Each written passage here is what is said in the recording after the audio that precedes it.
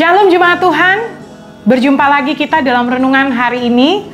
Saya percaya bahwa kita semua ada dalam keadaan yang sehat, diberkati Tuhan, dan ada di dalam perlindungan Tuhan.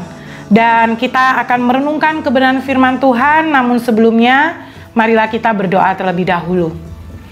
Tuhan, terima kasih untuk hari ini kami boleh ada, kami boleh diberi kesempatan untuk kami boleh merenungkan kebenaran firman-Mu.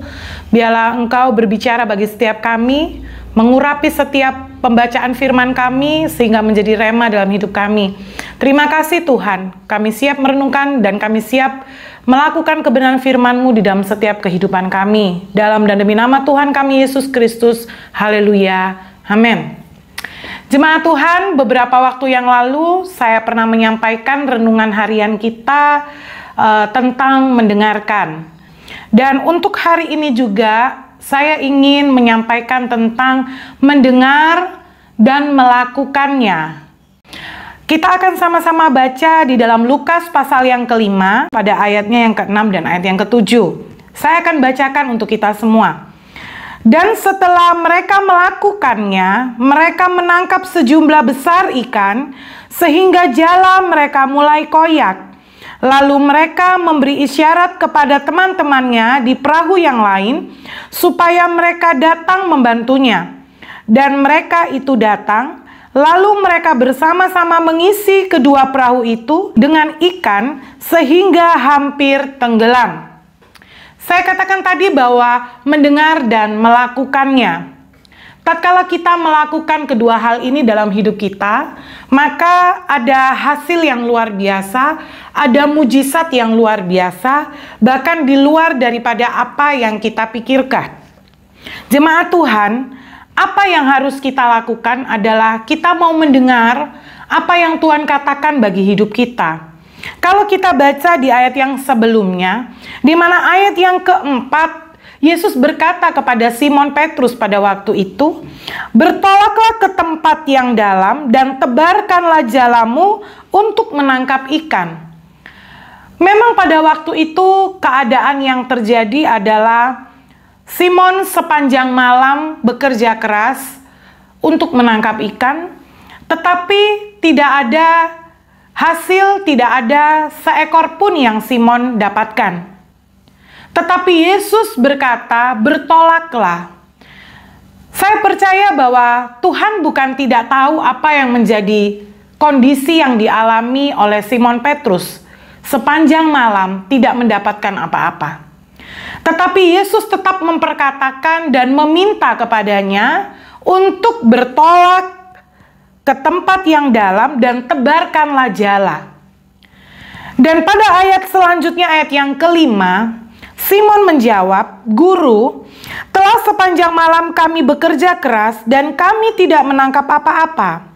Tetapi karena Engkau menyuruhnya, aku akan menebarkan jala juga." Tahukah jemaat Tuhan,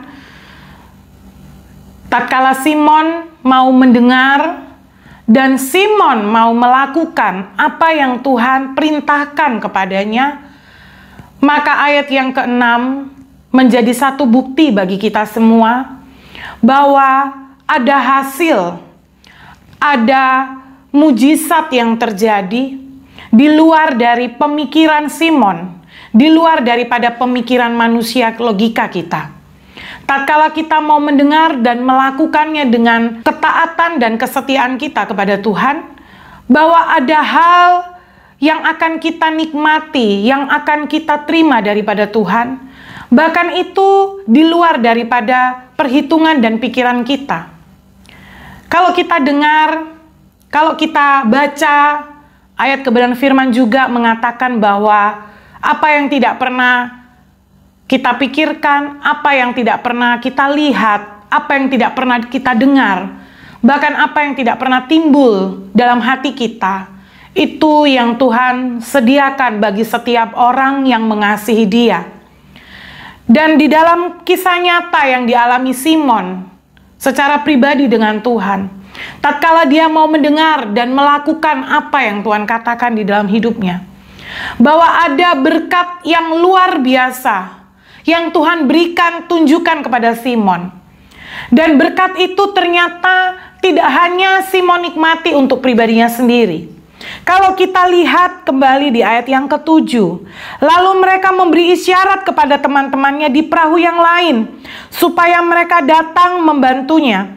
Dan mereka itu datang, lalu mereka bersama-sama mengisi kedua perahu itu dengan ikan, hingga hampir tenggelam. Ayat yang ke-8, ketika Simon Petrus melihat hal itu, ia pun tersungkur di depan Yesus dan berkata, "Tuhan, pergilah daripadaku, karena aku ini seorang berdosa." Sebab ia dan semua orang yang bersama-sama dengan dia takjub oleh karena banyaknya ikan yang mereka tangkap. Ayat yang ke-10, demikian juga Yakobus dan Yohanes, anak-anak Zebedeus, yang menjadi teman Simon. Kata Yesus kepada Simon, "Jangan takut, mulai dari sekarang engkau akan menjala manusia." Dan sesudah mereka menghela perahu-perahunya ke darat, mereka pun meninggalkan segala sesuatu lalu mengikut Yesus. Jemaat Tuhan, pernahkah kita menyadari bahwa setiap berkat yang kita terima dan kita nikmati, sebenarnya ada tujuan Tuhan yang mulia di balik semuanya itu? Bahwa apa yang kita boleh terima daripada Tuhan, sebenarnya ada rancangan Tuhan yang mulia. Yaitu kita boleh menjadi berkat, menjadi saluran berkat, menjadi kesaksian bagi setiap banyak orang. Bahwa apa yang kita alami, apa yang kita terima dari Tuhan, itu adalah hal yang luar biasa. Bahwa Tuhan itu adalah Tuhan yang dahsyat dan ajaib. Tatkala Simon mengalami kelimpahan di dalam hidupnya, dan dia memberikan isyarat kepada orang lain, membagi-bagikan apa yang dia boleh nikmati dan dia boleh terima. Tahukah saudara, berkat itu tidak berhenti. Berkat itu terus mengalir. Tatkala kita mau menjadikan hidup kita sebagai perantara berkat Tuhan. Tatkala kita mau hidup kita menjadi saluran berkat, menjadi kesaksian, menjadi alatnya Tuhan kepada setiap jiwa-jiwa yang kita jumpai dan ada di sekeliling kita. Percayalah bahwa berkat itu akan terus Tuhan alirkan di dalam kehidupan kita. Kita tidak akan pernah kekurangan, malah kita akan semakin berkelimpahan. Dikatakan di ayat ini bahwa perahu itu mengalami satu kondisi terpenuhi oleh ikan yang melimpah-limpah, bahkan hampir tenggelam. Dikatakan juga bahwa jalannya itu mulai koyak, menandakan bahwa ada satu kelimpahan yang besar bagi setiap orang yang mau hidupnya menjadi berkat, menjadi saluran berkat buat orang lain. Pesan saya melalui renungan kita pada hari ini, jemaat Tuhan, di dalam keadaan yang kering sekalipun, di dalam keadaan yang sukar sekalipun, Tuhan sanggup memberkati hidup kita, bahkan berkelimpahan. Karena Tuhan punya tujuan agar hidup kita juga menjadi berkat buat orang lain. Jemaat Tuhan, jangan pernah kita takut untuk kita menjadi saluran berkat. Jangan pernah kita menahan apa yang Tuhan berikan dalam hidup kita dan kita bisa berikan bagi orang lain. Karena untuk itulah Tuhan mau memberkati hidup kita.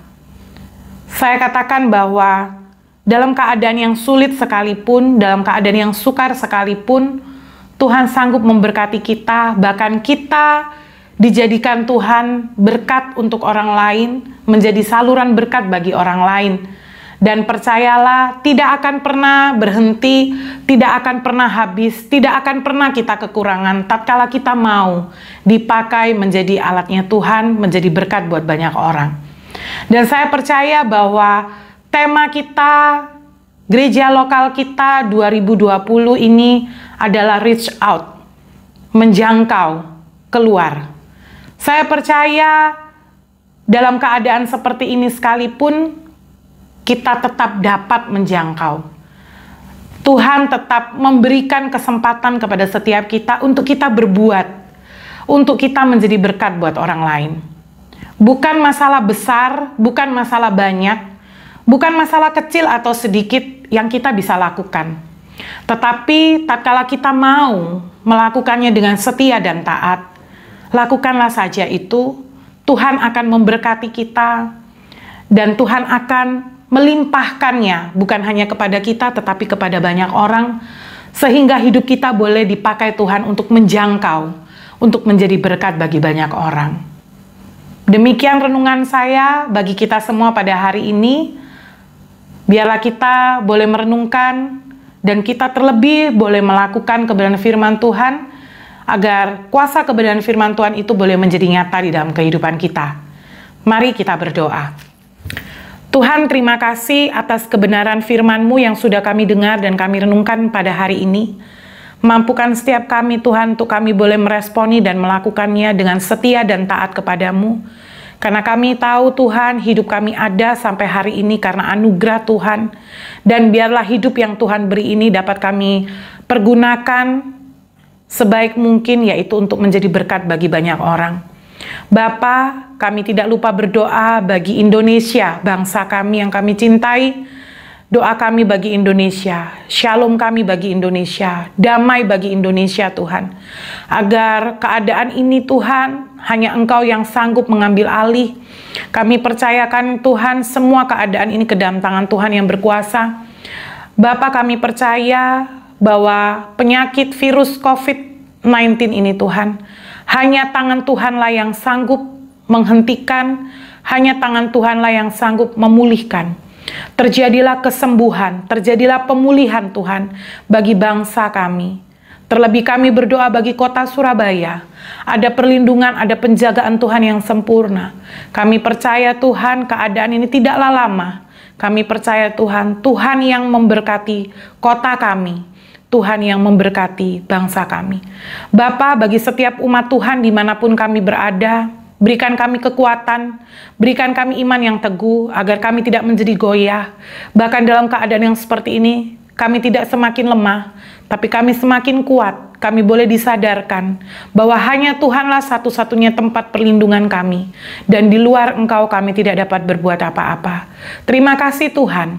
Terpujilah namamu Bapa, di dalam dan demi nama Tuhan kami Yesus Kristus. Kami berdoa dan kami mengucap syukur. Haleluya. Amin. Demikianlah jemaat Tuhan renungan kita pada hari ini. Tetaplah kita menjaga kesehatan, tetaplah kita menjaga hidup kita bersih, tetap kita di rumah, lakukan aktivitas kita sebagaimana yang sudah dianjurkan oleh pemerintah, karena kita tahu bahwa pemerintah juga adalah wakil dari Tuhan yang memimpin kita. Itu sebabnya tetap kita semangat, tetap kita terus menjaga hidup kita, bersehati, bersepakat, berdoa di tengah-tengah keluarga, dan Tuhan Yesus memberkati kita semua. Amin.